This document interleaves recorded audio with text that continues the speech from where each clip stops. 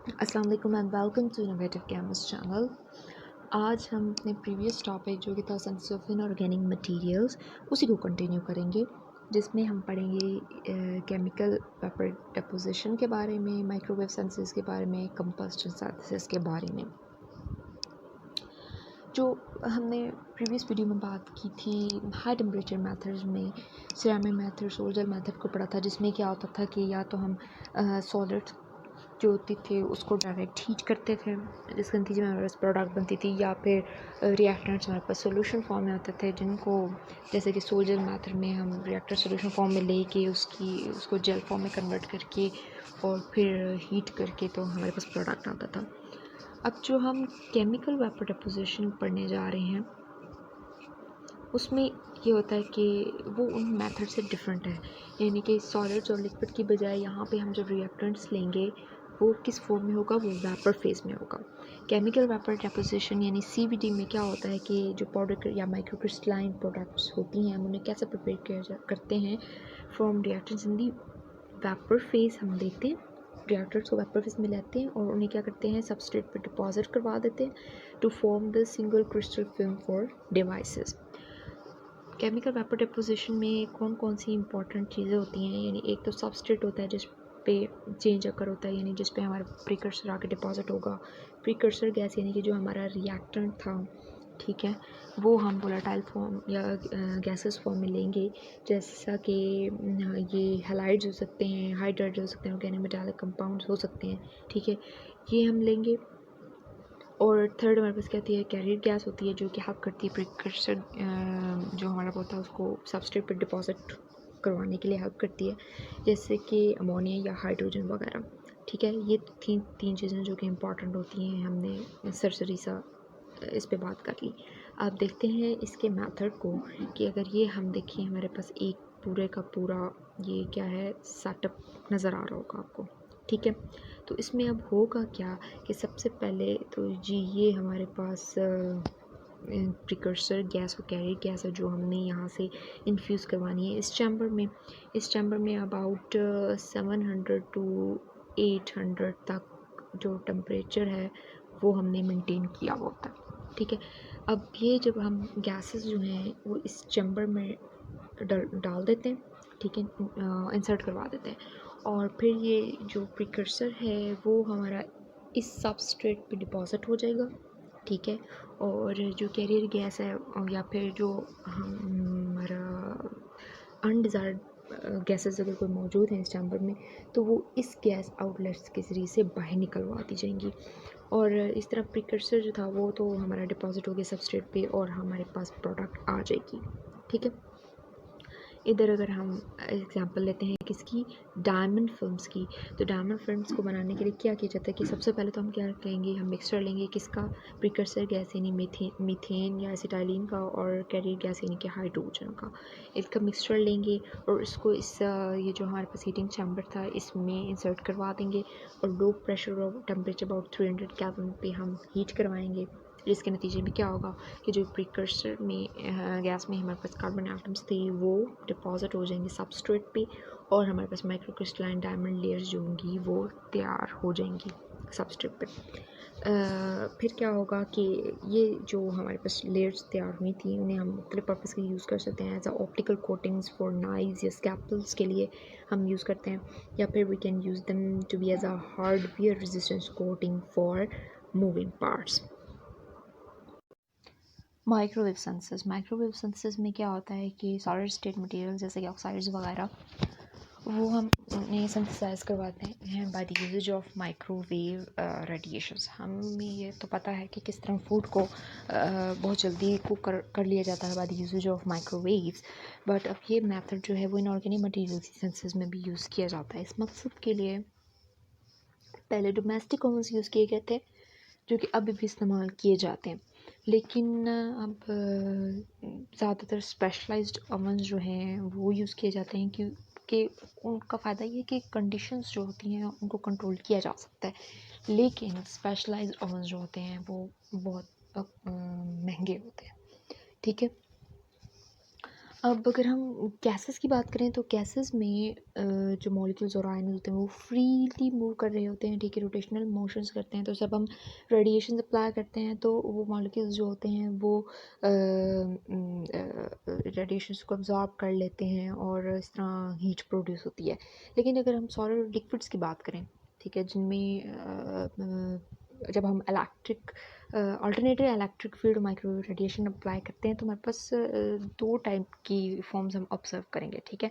अगर हमारे पास लिक्विड और सॉलिड ऐसे हैं जिसमें चार्ज पार्टिकल्स जो हैं वो मौजूद हैं जो कि फ्रीली मूव कर सकते होंगे, तो जब हम उसमें alternating electric field of microwave wave radiations apply करेंगे तो under the influence of field क्या होगा कि ये चार्ज पार्टिकल्स होंगे वो ऑसिलेटिंग इलेक्ट्रिक करंट को प्रोड्यूस करेंगे, ठीक है। वो फ्रीली मूव कर सकते होते हैं लेकिन उनकी मूवमेंट के दौरान रेजिस्टेंस भी प्रोड्यूस होगी क्योंकि आयंस और मॉलिक्यूल्स के दरमियान में स्पेसेस इतनी ज़्यादा मौजूद नहीं होती, तो उनकी मूवमेंट के दौरान रेजिस्टेंस भी होगी और जिसके नतीजे में जो है एनर्जी रिलीज़ होगी, यानी कि जो कि in the form of heat release होगी, ठीक है। तो इसे हम क्या कहते हैं, कंडक्शन हीटिंग कहते हैं।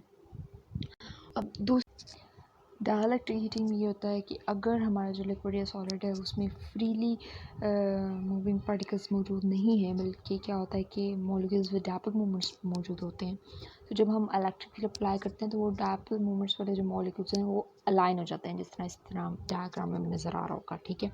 ये जैसे हमने माइक्रोवेव अप्लाई किया तो डायपोल मोमेंट्स वाले मॉलिक्यूल्स अलाइन हो गए, अरेंज हो गए। इसी तरह जब हम alternating electric field of radiation apply करते जाएंगे तो इनकी अलाइनमेंट में भी जो है वो डिफरेंस आता जाएगा। इस प्रोसेस के दौरान क्या होता है कि जो सॉलिड होता है वो रेडिएशंस को भी एब्जॉर्ब करता है, जिसके नतीजे में हम डायलैक्ट्रिक हीटिंग का फिनोमेना देखते हैं, ठीक है। और ये this type of heating acts on water molecule in food cooking in the oven, ठीक है। अब अगर हम देखें तो high temperature super conductor YbA2CO3O7 किस तरह माइक्रोवेव सिंथेसिस के ज़रिए से तैयार करते हैं। तो पहले तो ये जो हाई टेम्परेचर सुपर कंडक्टर्स थे वो सेरामिक मेथड के ज़रिए से बनाए जाते थे, जिसमें क्या होता था कि yttrium oxide, copper oxide, barium carbonate वगैरह को बेक करवाया जाता था। लेकिन इस प्रोसेस में 24 घंटे का टाइम जो था वो लग जाता था।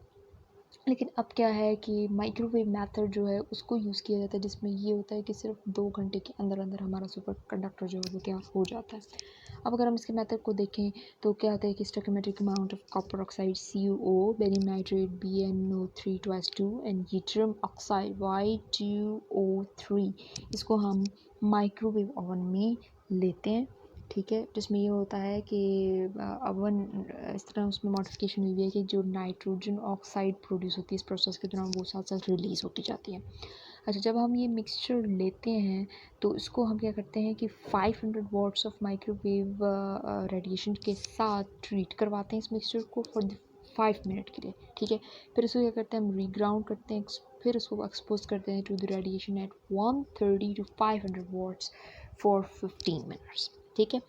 फिर हम ये मिक्सचर जो होता है उसको ग्राउंड करते हैं और उसको फिर हम रेडिएशन से एक्सपोज करते हैं कितने मिनट के लिए, 25 मिनट्स के लिए, ठीक है। तो इस तरह हमारे पास प्रोडक्ट जो है वो हमारा बन जाता है। अब इसमें ये होता है कि this microwave in this example क्या होती है, couple to the copper two oxide. Copper oxide जो होता है वो हीट का अच्छा अब्जॉर्बर है, ठीक है। मोस्टली ये हीट अब्जॉर्ब करने की सलाहियत रखता है। जैसे कि अगर हम इसकी अगर बात करें 5 to 6 ग्राम जो होता है वो कॉपर ऑक्साइड का, जब हम इसे 500 वॉट्स ऑफ माइक्रोवेव रेडिएशन के साथ एक्सपोज करवाते हैं सिर्फ आधे मिनट के लिए, तो क्या होता है कि it attain a temperature of 1074 kelvin. इस प्रोसेस के एडवांटेजेस डिसएडवांटेजेस भी हैं, चूँकि ये प्रोसेस जो है रिएक्शन टाइम तो डिक्रीज़ कर देता है, ठीक है। लेकिन ये है कि हमें प्रॉब्लम फेस करनी पड़ती है, वो होती है केमिकल इनहोमोजेनिटी, ठीक है। और जो टेम्परेचर जो होता है वो रिएक्शन में बहुत हाई यूज़ करना पड़ता है। लेकिन इसका एडवांटेज ये है कि क्रैकिंग का प्रोसेस नहीं होता because the heat is from inside and not absorbed from outside. Combustion synthesis. Combustion synthesis जो है is a self-propagating high temperature synthetic method that has been developed as an alternative to standard method, ठीक है। ये self-propagating high temperature method है ठीक है, जो कि एज सिरेमिक मेथड के अल्टरनेटिव के तौर पे डेवलप किया गया है और ये बहुत ही हाईली एक्सोथर्मिक प्रोसेस है।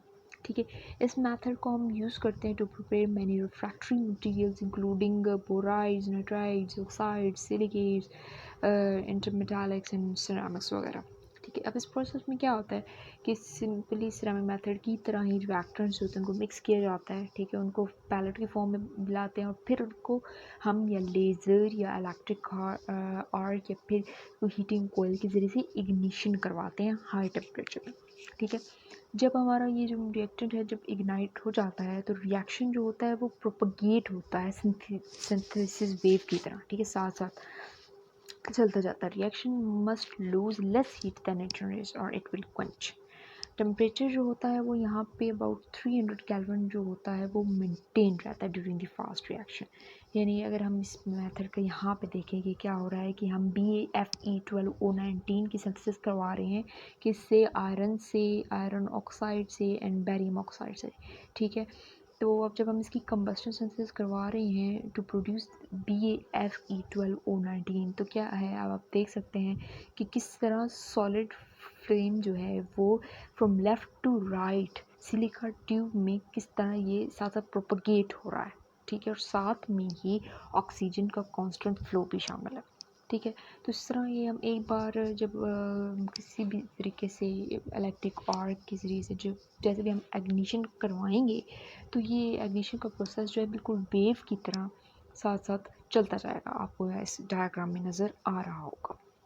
तो ये था जी आज का लेक्चर। उम्मीद है आपको पसंद आया होगा, जिसमें हमने पढ़ा केमिकल वेपर डेपोजिशन के बारे में और हमने देखा कि माइक्रोवेव सिंथेसिस क्या होती है और उसके साथ ही हमने कंबस्टन सिंथेसिस को पढ़ा कि वो किस तरह से होती है।